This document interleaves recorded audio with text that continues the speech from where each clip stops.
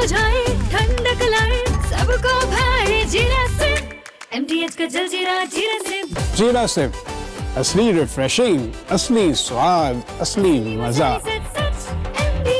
MTH Arnab Goswami on the debate. Ladies and gentlemen, it is undoubtedly a fact now.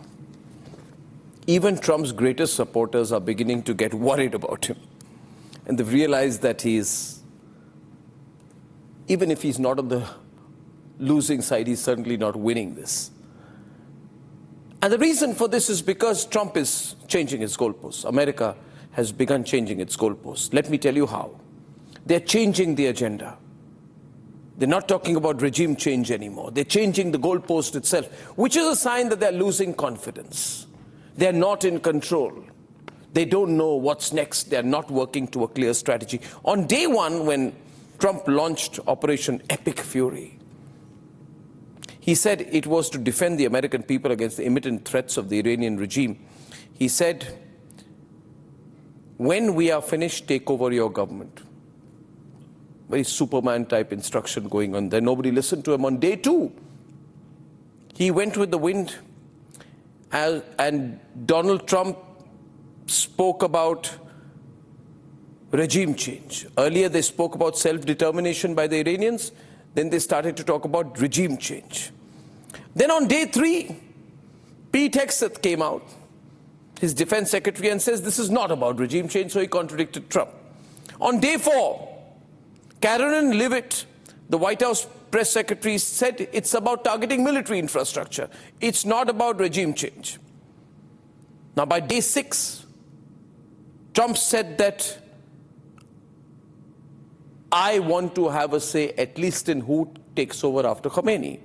He took offense to Khamenei's son, calling him a lightweight, and especially doubled down on the regime change motive. He said, we don't want to put in somebody there unless it is approved by us. But by day 10,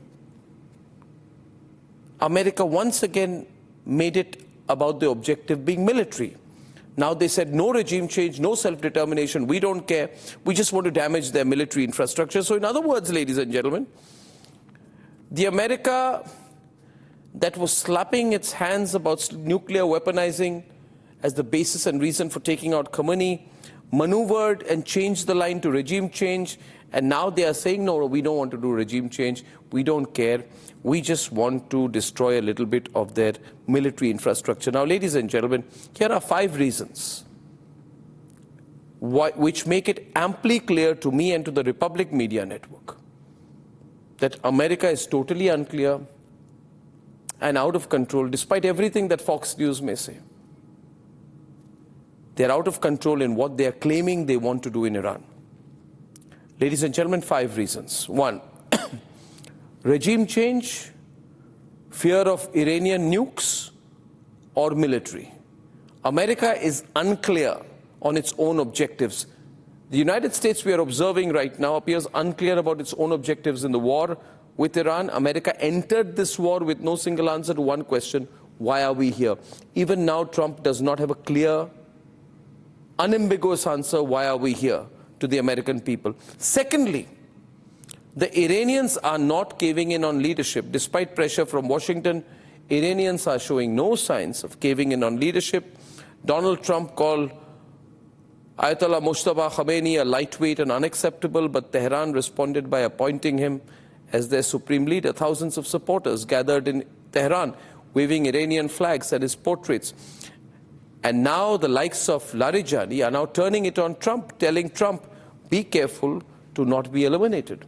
Because every day Trump comes out and he threatens to now assassinate Khamenei's son, the new Ayatollah, the new supreme leader. And the Iranians are now saying that be careful that you're not eliminated. Point number 3, Tehran is not coming in on the negotiation table. They're totally unwilling. Abbas Araghchi has firmly shut the door on talks with the US, saying we don't see any reason to negotiate with the US because every time we did, they attacked with negotiations. Inside sources in Washington are saying Trump needs a way out. But the Iranians, on the contrary, are saying negotiating with the US is no longer on the agenda. In fact, Larijani himself dismissed Donald Trump as delusional, while their deputy foreign minister said Iran is not sending any message to Washington because it is busy defending itself. The fourth point is, and this is telling, Trump has started to bank more on hope than certainty. 10 days into the war, now it's day 11, Trump is speaking less in strategy and more in hope. He claims that the US is ahead of the timeline and promised the war would soon bring oil prices for American families. But officials briefed on the conflict say his administration lacks a rationale, endgame, or plan for what comes after. But most importantly, the sign that Trump is not winning this is the narrative war. Ladies and gentlemen, Senator Elizabeth Warren emerged from a classified government briefing and went directly to camera with this. She said, "It is so much worse than you thought. You are right to be worried. The Trump administration has no plan in Iran. This illegal war is based on lies. It was launched without any imminent threat on our nation." Even within his inner circle, J.D. Vance is completely quiet. His own vice president is not with him in this. Marco Rubio is, quote-unquote, scrambling to build a long-term strategy. The only person who seems to be setting the narrative for Trump, and there's no worse news than this, is his unhinged defense secretary. Ladies and gentlemen, if the President of the United States is not winning the narrative, then he is drowning with it. And therefore, we, across the world, and especially in Asia, need to discontinue believing anything the Western propaganda is putting out for you. The Western propaganda, the Western media, they've had it too good for too long. It is time to challenge their hegemony. They're a representative of the same delusional approach that Trump has right now. They're just going along embedded with Trump. If they're criticizing him, it is for local reasons, for Americans, local reasons that we are not interested in. As far as the rest of the world is concerned, particularly Asia, we are seeing America change its goalpost. These incidents in the last 10 days and whatever happens in the next 10, mark my words, the world order is changing right before our eyes. Right before our eyes. The change is happening right here and right now. Let's debate.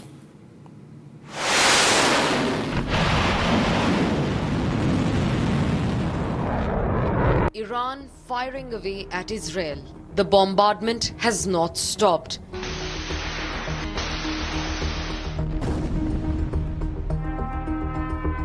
And the war has now entered its 11th day.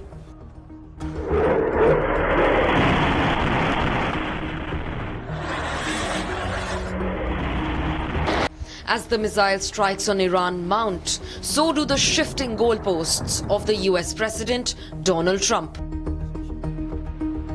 Trump's shifting position has led all roads to one question: what is Washington's endgame?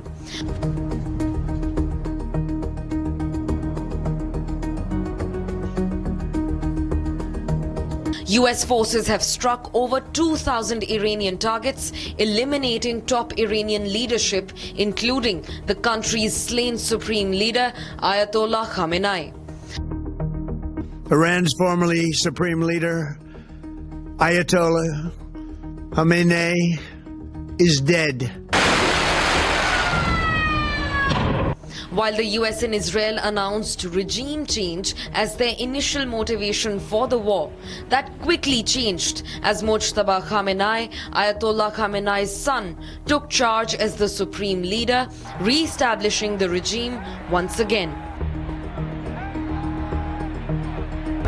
آمریکا اسرائیل بدانید که تیرتان به سنگ خورده و در باتراقی که گرفتار شدید انشالله غرق خواهید شد.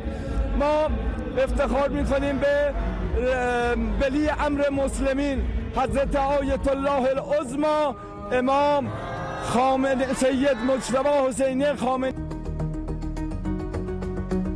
Later, while defending his position in front of the UN Charter, Trump said the attacks were in self-defense, arguing that Iran's nuclear ambitions posed a direct threat to America.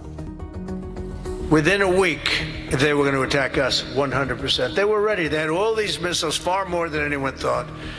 And they were going to attack us. But they were going to attack all of the Middle East and Israel. We have capabilities that no other nation on earth has. US's Secretary of War shifted this narrative too, saying the war was an effort to crumble Iranian regime's military assets and armaments. Destroy Iranian offensive missiles, destroy Iranian missile production, destroy their navy and other security infrastructure, and they will never have nuclear weapons. We're hitting them surgically, overwhelmingly, and unapologetically. US and Israeli strikes have targeted Iranian naval vessels, including a warship off the coast of Sri Lanka, as well as missile infrastructure.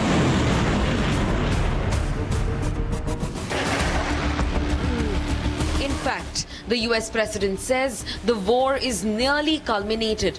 However, his defense secretary maintains that this is just the beginning and Iran will see its worst ever strike today.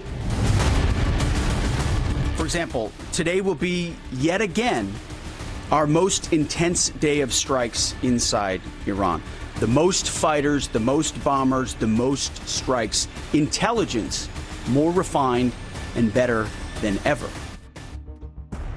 The contradictions come to a point where Trump's Senator Lindsey Graham questioned Israel over targeting civilian and energy infrastructure deep inside Iran.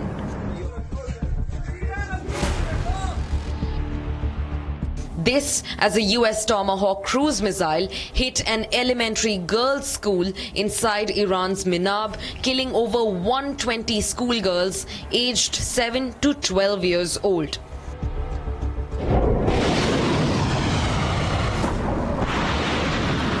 From the moment Operation Fury was launched, Trump's messaging has oscillated between deal-making and destruction of Iran.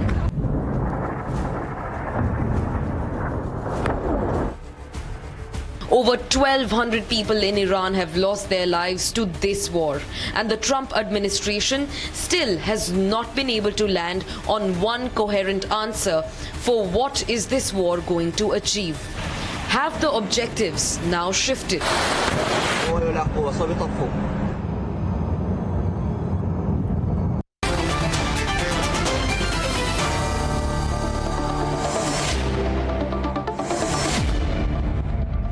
Ladies and gentlemen, the only network in the world which has views from Tehran, Beirut, Washington, Los Angeles,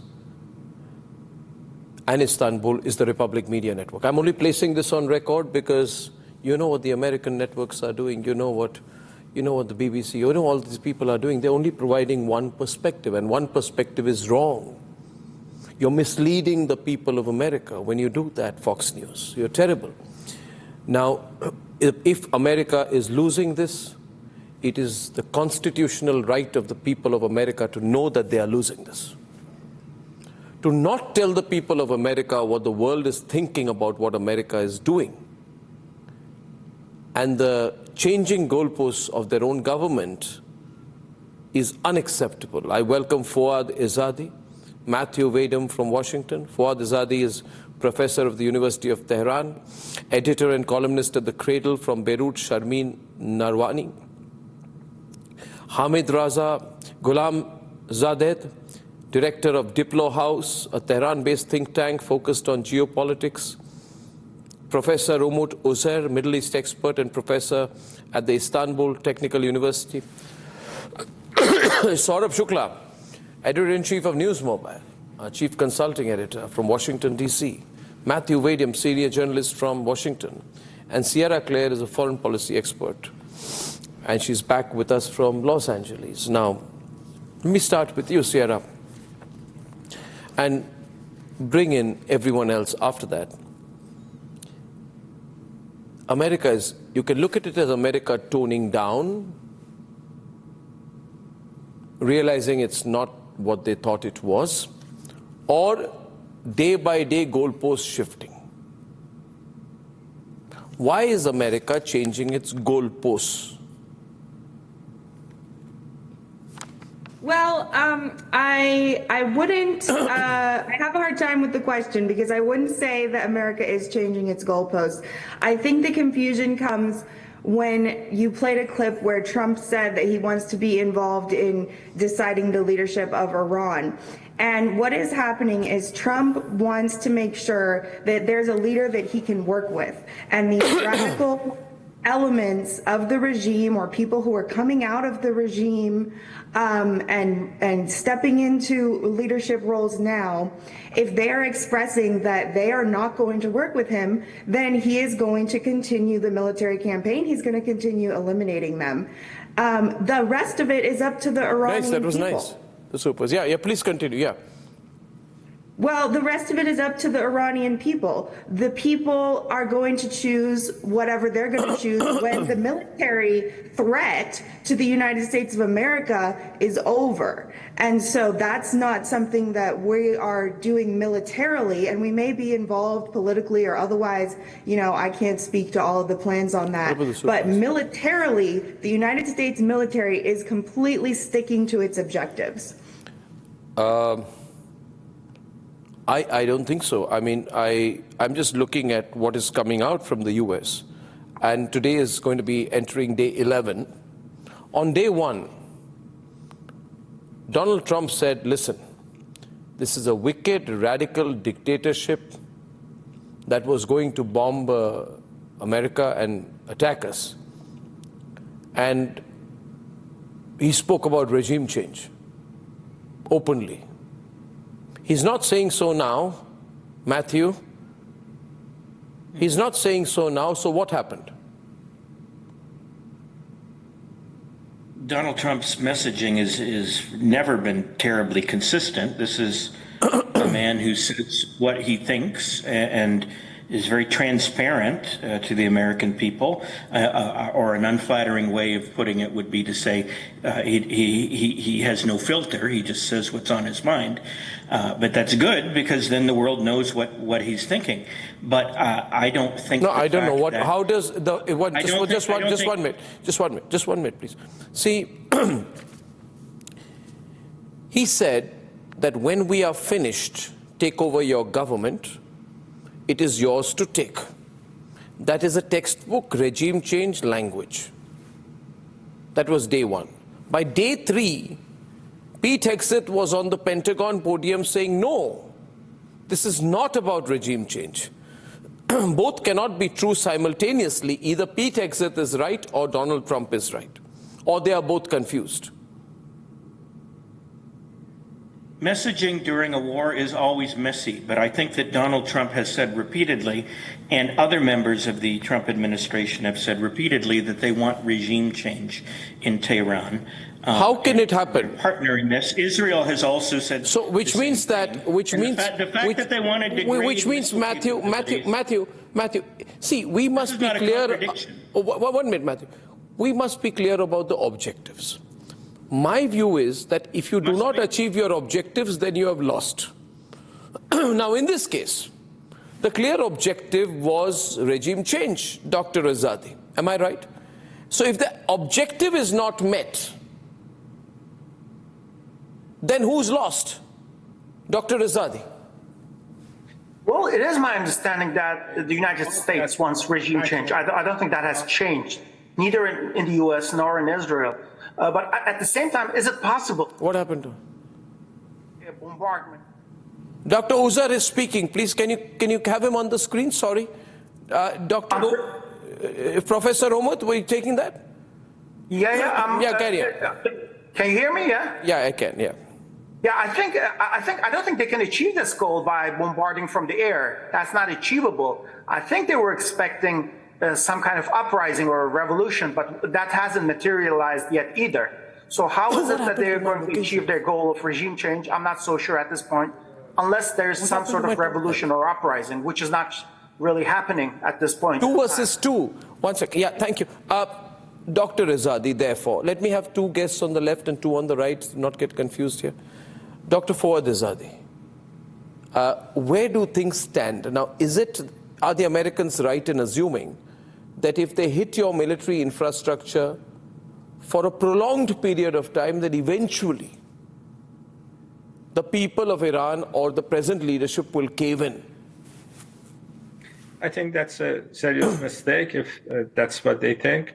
They thought that they can do regime change. They get Iran's leader, Iran's government will collapse on the first day. These are pipe dreams. Trump has managed to unite Iranians more than any Iranian politician could ever do. There is this culture of resistance here. People are coming out every night in millions. This is what actually Netanyahu asked Iranians to do, to come out in millions. And they are coming and shouting against Netanyahu and Trump.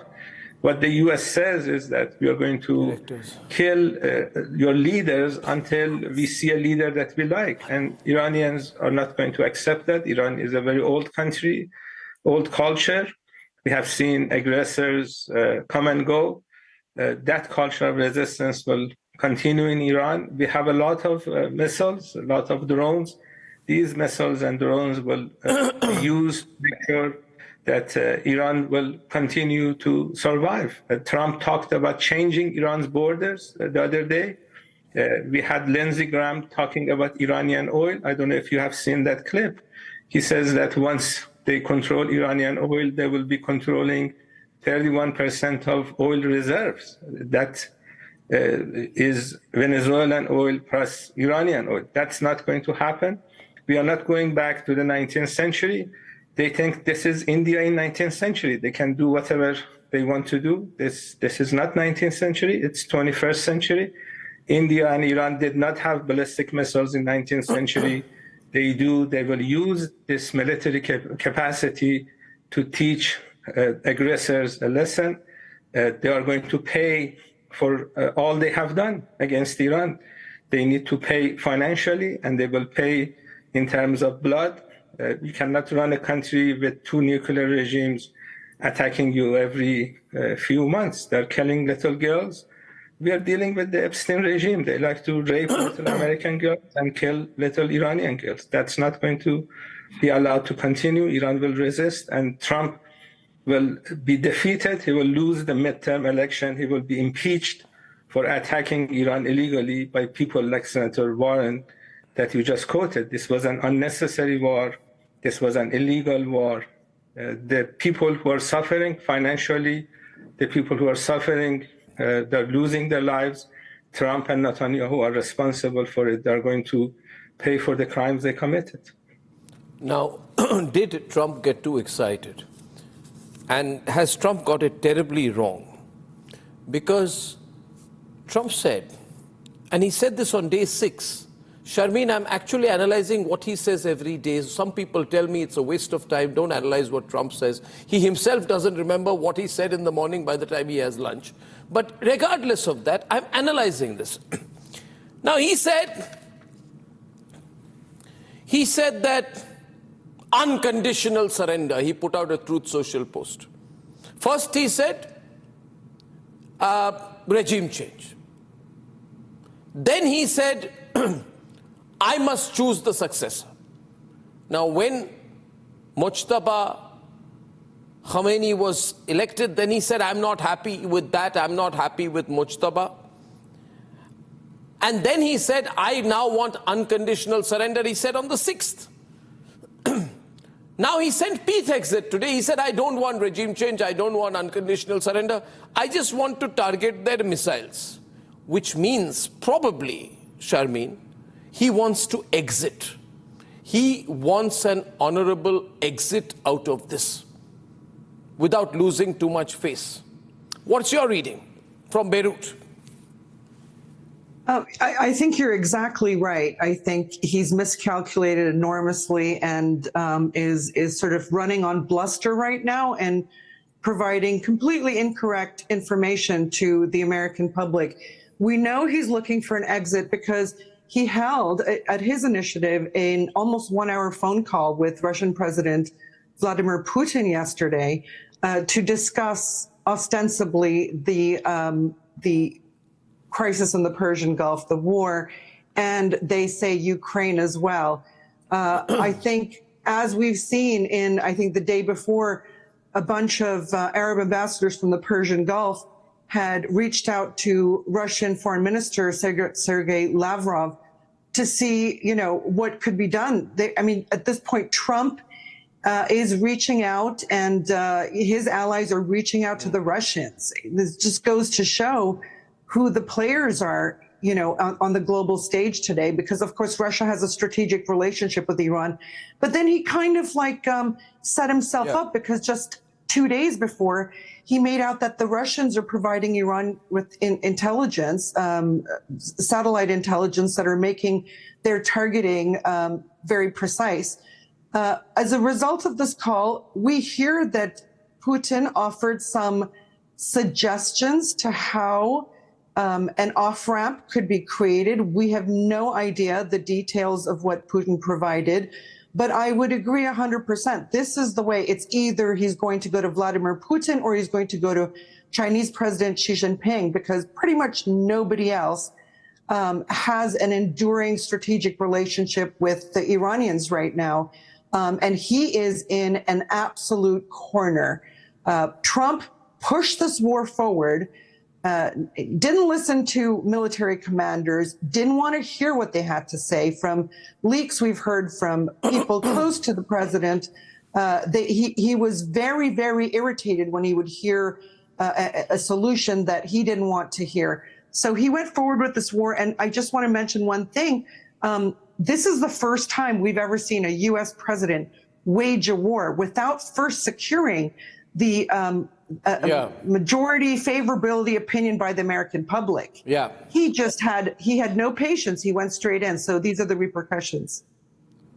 Hamid Raza, the world needs a way out.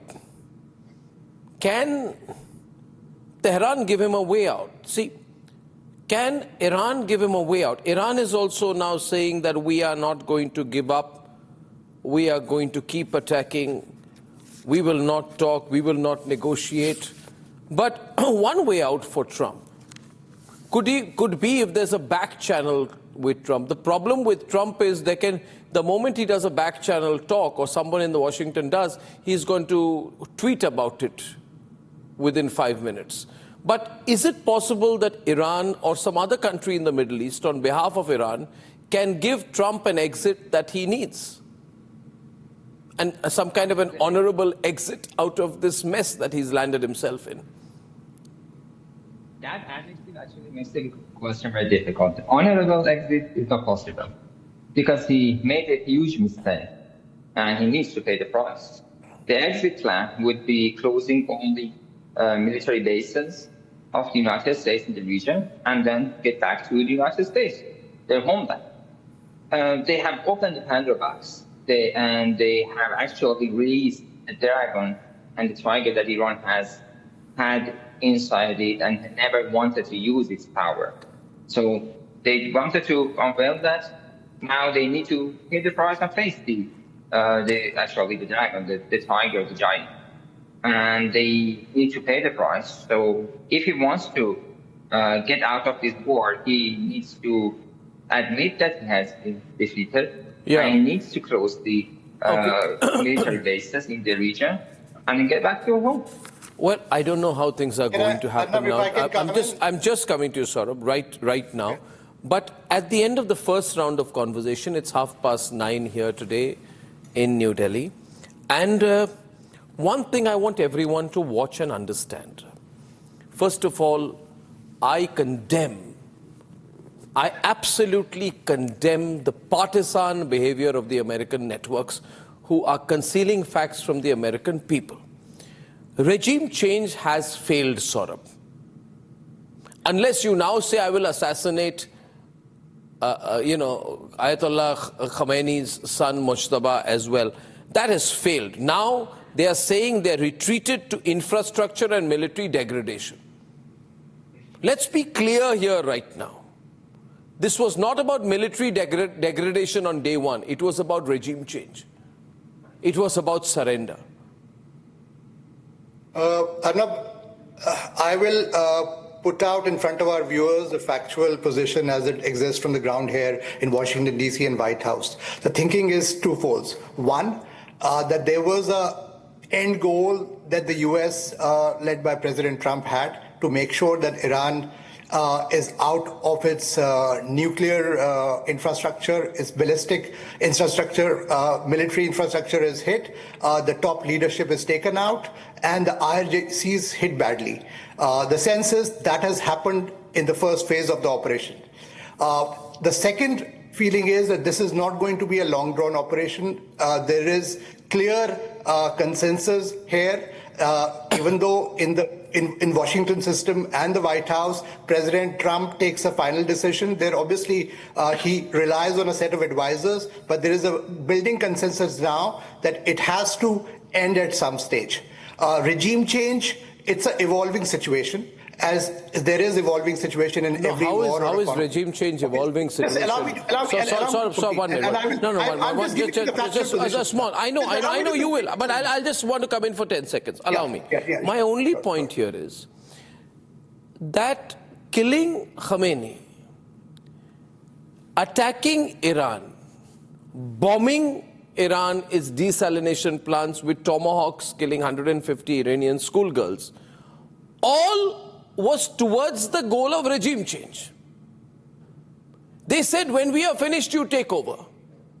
Now, my point is, if you've done everything, you've killed Khamenei, you've assassinated the supreme leader, you attacked them, you've destroyed their desalination plants, you have killed 150 Iranian schoolgirls with a tomahawk missile and denied it. And after if all of that, and you keep hitting them, you've hit thousands of targets, and after all of that, if neither are the people of Iran taking over, or there any regime change, then what is the plan? What is the plan, Saurabh? Well, Arnab, I'm telling you... No, what is the plan here? I mean, what are they doing? The reading, I'm telling you what the reading is on the ground. The plan is now to make sure to inflict, as Pete Hegseth has said, and I can tell you what really matters is President Trump's word here. Nobody else matters in the US system. I've spoken to a lot of people in the White House and they say what president says, and he's the transparent guy who says it, something on Truth Social, and that is their final word. The purpose was the oil. They won't have the oil if there's no regime change. Saurabh, 1 minute. One minute. Just one. If there is no regime change, Professor Omot, they will not get the oil. If there is no regime change, they will not get the oil route. They will not get control of the Straits of Hormuz. If this was about the Saudis and the Israelis coming together and telling Trump to do it, they wanted the system in Tehran to change. They didn't want a few missiles hit and to be hit back in turn. There was a strategy, and that strategy doesn't seem to be working. Dr. Umut, how do you view that? What happens to that original strategy? Was Trump misled? Yeah, I mean, it is my understanding that the Americans expected some kind of revolution in Iran to complement the air bombardment, because the latter is not enough to have a revolution or a regime change. It's not possible just by bombarding. And I do not expect the American ground troops on the ground, maybe except a small group of commandos or some sort of Marines. But I don't think that will happen. And without that, the regime change will not happen unless there's a revolution. Are there elements of a revolution in Iran? Our Iranian colleagues would be better to address that issue. But you're right. I mean, a revolution, that was the aim. Regime change was the aim. And without a revolution, I don't think it's possible just to get a revolution from above, from the planes. So this was about regime change. The whole idea was, Matthew and Sierra, that there is this MAGA base which wants a big win, and they want to take attention away from everything. And don't jump at what I'm about to say. Please don't jump. They want to take away attention from Epstein. Don't jump. They want to take away attention from the Supreme Court decision on tariffs, because Trump was looking very weak after the tariffs decision. He needed to look strong. The goalpost shifting in that context, Sierra and Matthew, is going to make him look more weak. The MAGA base wants a win. The Make America Great Again base wants a win. Is the MAGA base also not going to be frustrated at this? Well, I'll start with that. What is going on is not the United States military does not make war over political decisions. Now, maybe in the past we've had some bad people, Dick Cheney comes to mind, but typically over the history of America, that is not how decisions are made. There's a command structure. There is verifiable intelligence that gets sent up the chain, verified and verified again. These are the ways that we make decisions about going to war. 15 hours ago, Lindsey Graham said, sorry to interrupt, Lindsey Graham, sort of the sole conscience keeper of Donald Trump, says, if Iran's regime survives the war, hear me, Matthew, if Iran's regime survives the war, we've made a mistake.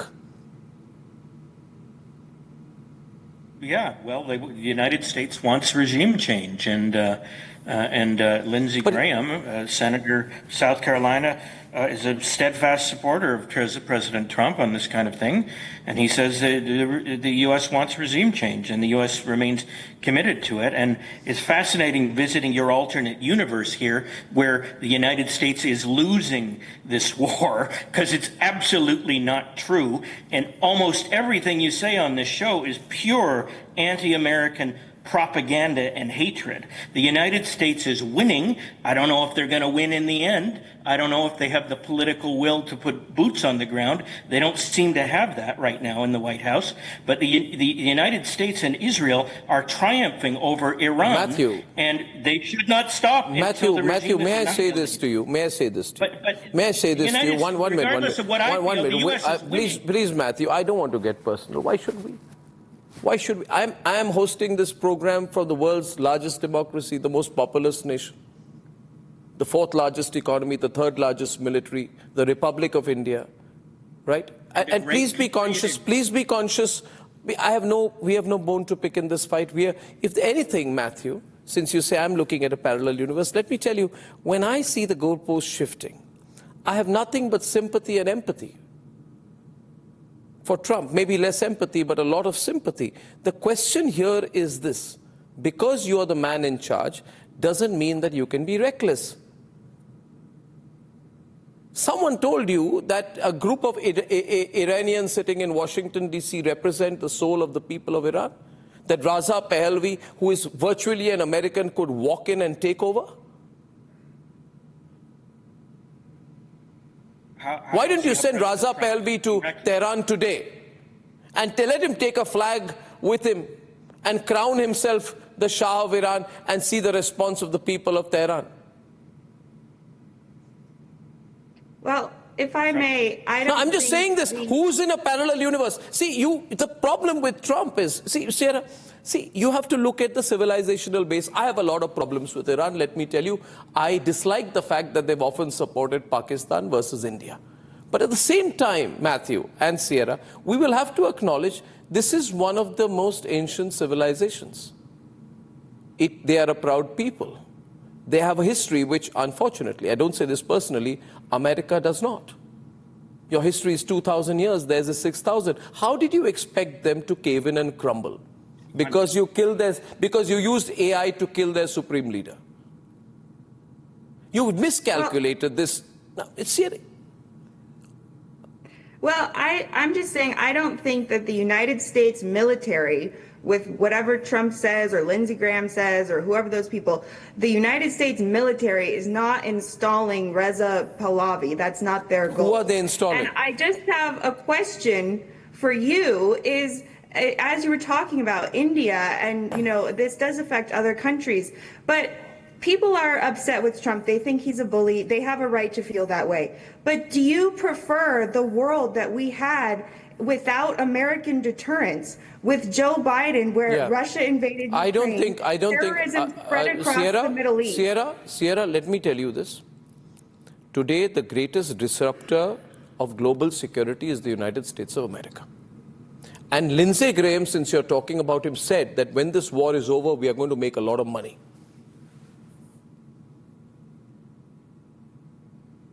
We are going to make a lot of money.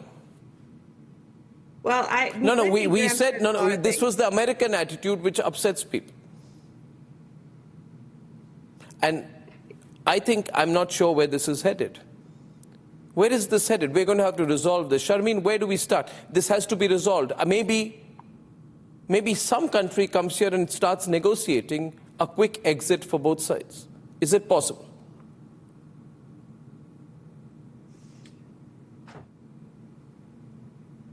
Is it possible, Sharmeen, that we go in, because we've got to resolve this quickly? We just saw British Airways announcing that all flights to UAE will be cancelled for a long time. This is not looking good. No, listen, I mean, to your lady guest, yes, I prefer a world without the United States as the pilot of global security. The United States is the biggest instigator of conflict around the world. Plain and simple. I mean, your European allies agree with this. Tomorrow, your Persian Gulf allies are going to agree with this.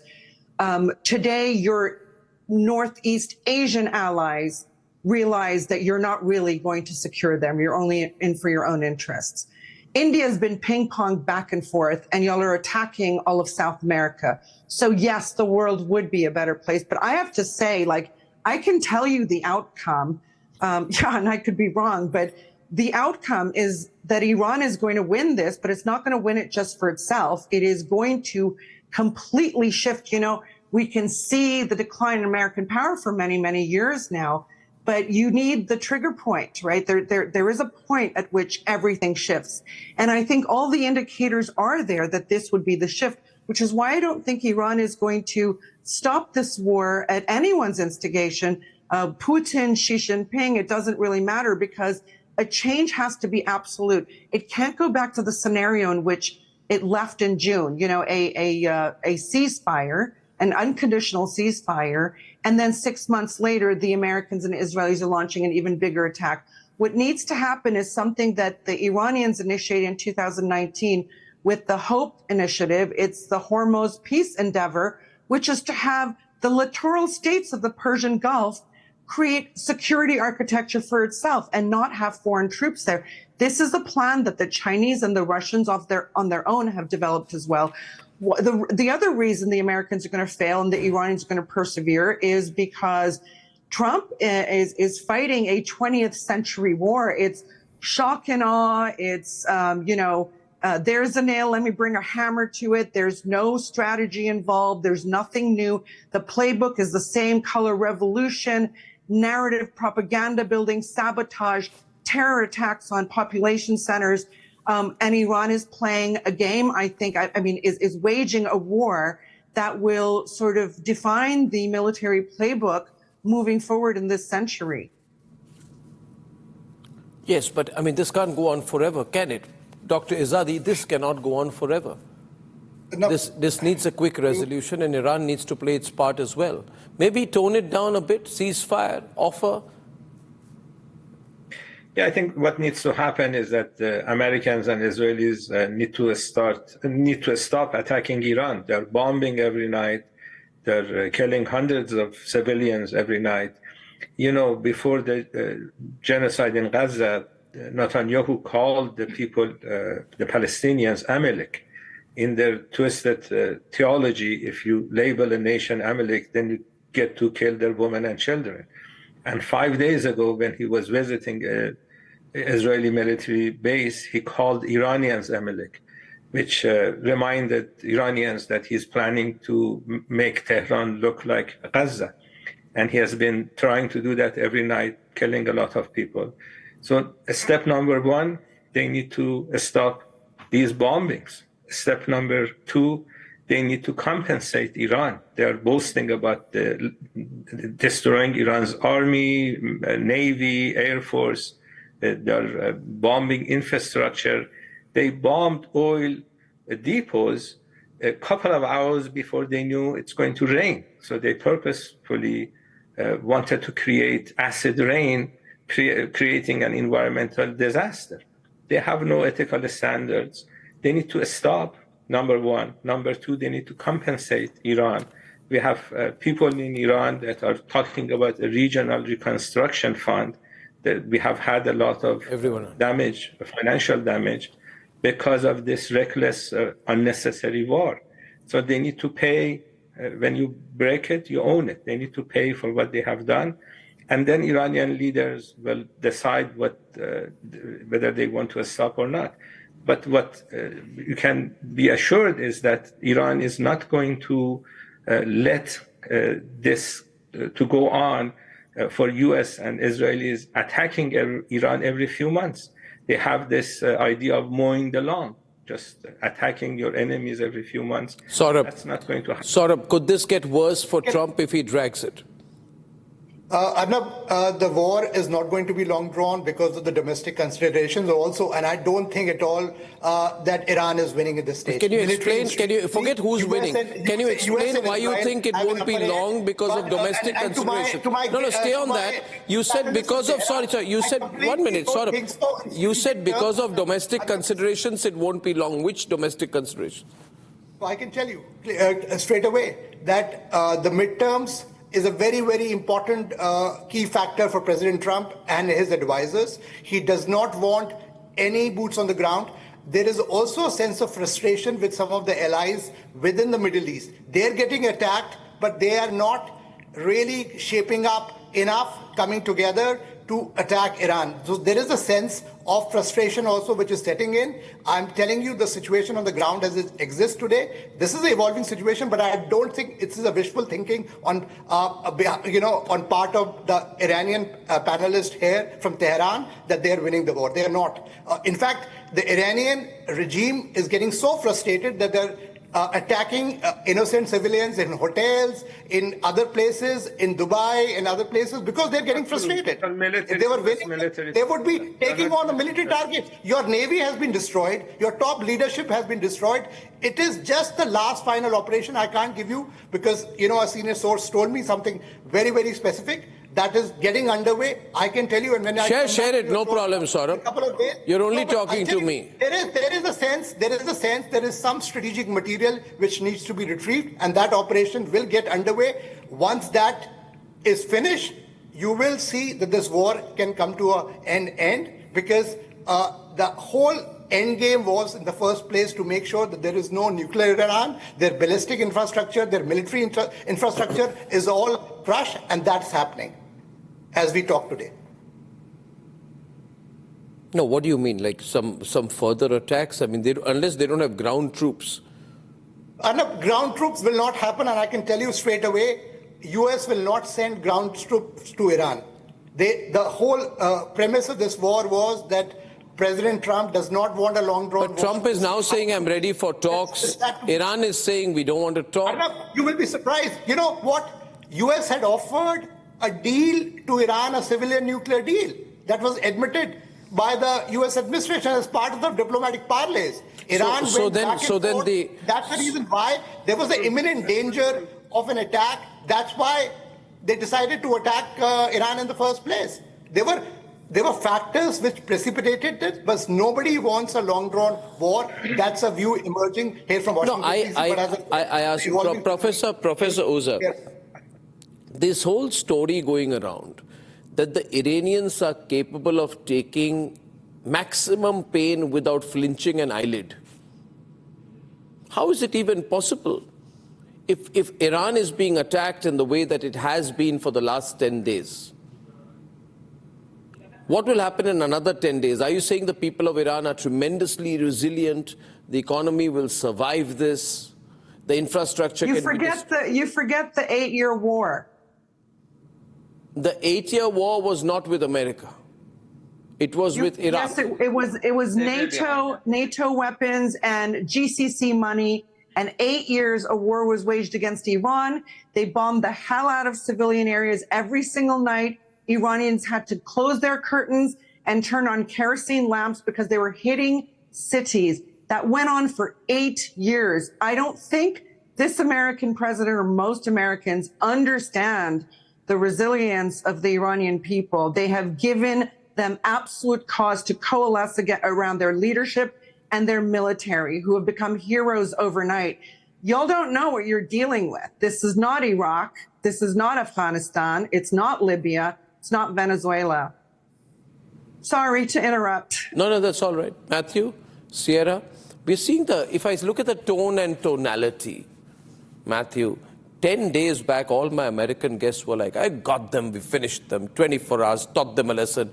We're big, Superman memes, Pete exit, finger wagging at the world. We want the oil, we want to win. Forget democracy, forget the people. It's about America winning.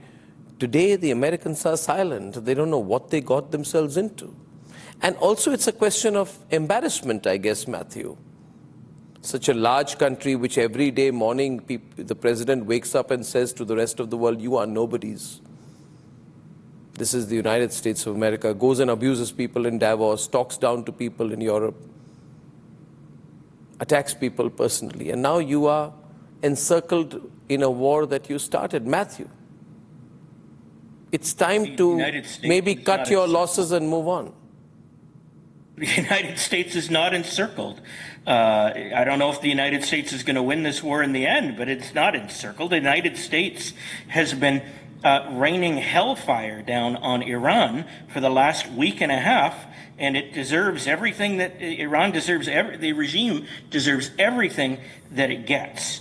So, I don't see why the United States has to cut its losses. If this goes on for many more weeks or many more months, then, it may be a problem. But we're only talking about a week and a half into a war, and already you're saying that all is lost and the United States needs to run away with its tail, tucked between its legs, which is just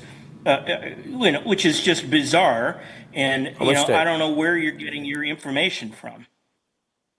I'm not getting my information from anyone but the changing tone and tonality, where America is banking on hope rather than certainty, where European diplomats privately admit they don't know what Washington eventually wants to achieve, where your allies are confused. It's a reality. You need to sense and smell what's happening on the ground.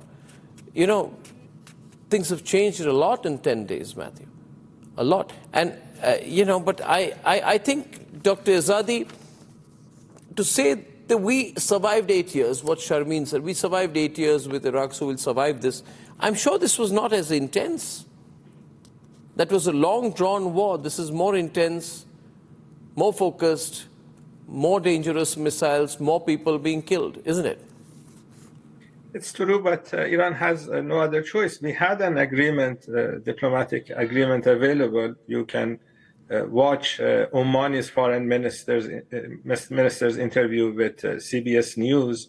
He went to Washington begging the Trump administration not to attack Iran, and they attacked anyway because they wanted regime change. He said that the Omani foreign minister said that an agreement was available in 24 hours, and they were not interested in an agreement because they were in delusion. They thought that they can kill Iranian leader, change Iran's government. Iran is fighting for Iran. Iran is also fighting for countries like India.